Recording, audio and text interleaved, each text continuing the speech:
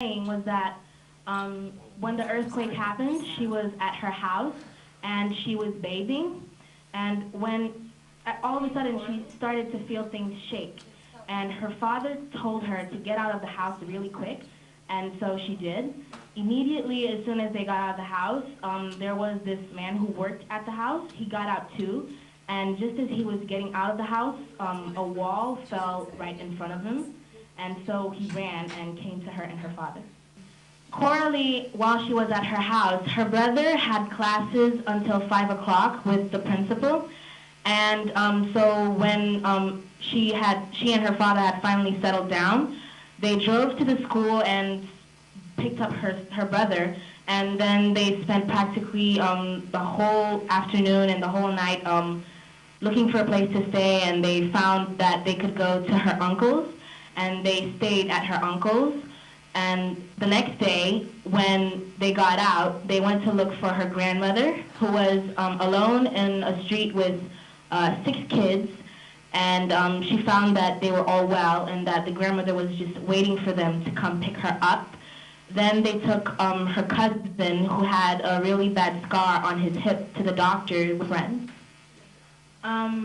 Coralie just told us that they took her mother to a doctor, and her mother's blood pressure was at 0, so technically her mother had died. But a few minutes later, it somehow got back up to its normal rate, and her mother sprung back to life. And so they had a tent.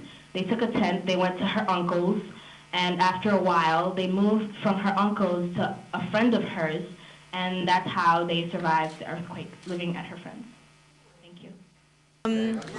Some of their personal stories that they shared with us were really amazing. This one little girl named Coralie actually shared her story with us, in which her mother, after the earthquake, she told us she was actually bathing at the time, and it was just like the little intricacies of the story were really awesome. And she was only 11 years old, and her composure about this story was incredible. And she told us that after the earthquake, her father and her went to a hospital because her mother was there, and her mother's heartbeat had actually stopped for a little while, and then it regained its normal beat. And just hearing something like that from a little 11-year-old girl was just amazing, that she was so calm about it and she was so mature. And I think that's just something you don't hear on like the mainstream American media, and it was just really awesome to hear that. Today we talked to Haiti, and their conference was very heart-moving. There was some parts in the conference that really got to me, especially when this one girl was sharing how her and her father went outside to go help people, and they didn't know what to do, and this other kid was saying how he couldn't even recognize people's faces because they were so hurt and bloody, and I couldn't even imagine being out there and seeing that, and it's definitely made me want to help them more and raise more money and help as much as we possibly can.